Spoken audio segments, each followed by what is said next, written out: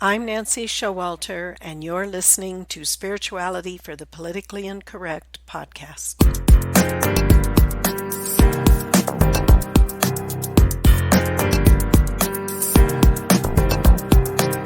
Welcome, all radical paradigm shifters and creative change makers. You who dare to create a better life and a better world.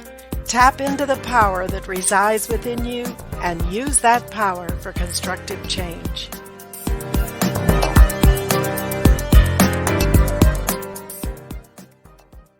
Hello and welcome to Universal Laws Part 3, The Law of Vibration.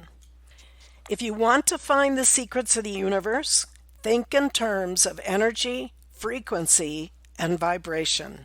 Nikola Tesla. The second universal law we're going to talk about is the law of vibration.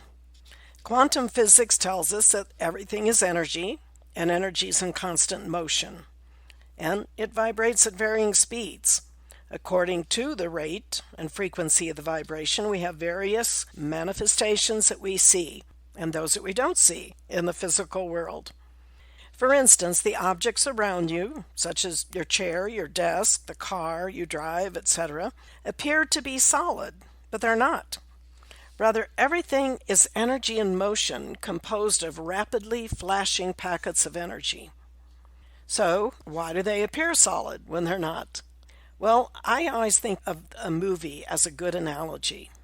In the movie, people are moving around at what appears to be in a smooth, continuous fashion.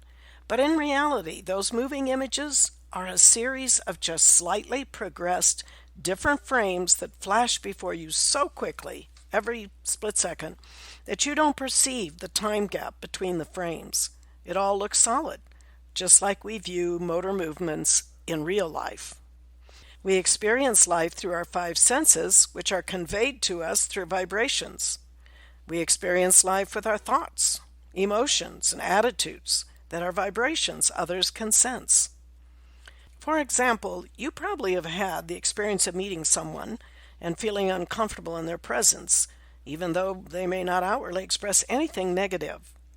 Or you could be feeling down a bit, and then an old friend that you haven't heard from in a long time calls you on the phone and says they're in town, so happy to connect with you, and you immediately respond to their enthusiastic energy, and your energy changes, and you feel excited and good again.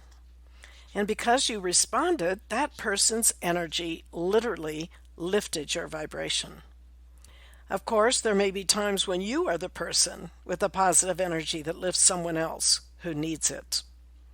Everything and everybody has a vibratory frequency that is continually being broadcast. Think of Jesus' words when he said that we shall know them by their fruits. Fruits are not only results produced, but also vibrations. Knowing that everything is energy, it's a great key to understanding yourself and how the universe works. It is this law of vibration that gives birth to the law of cause and effect, which we're going to talk about next week. But I want you to think of a time when you had a gut feeling about someone or some situation.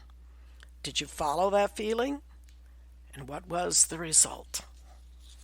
Energy is a fascinating thing, and if you doubt that your energy, take a few minutes to rub your hands together very, very hard for about 10 seconds, and then hold them a couple inches apart and feel the energy that's flowing between the two. And then you move your hands out slightly and back, and it's almost like there's a block of energy in between your hands. This is your life force. This is your energy, and this energy can be directed for healing and various purposes.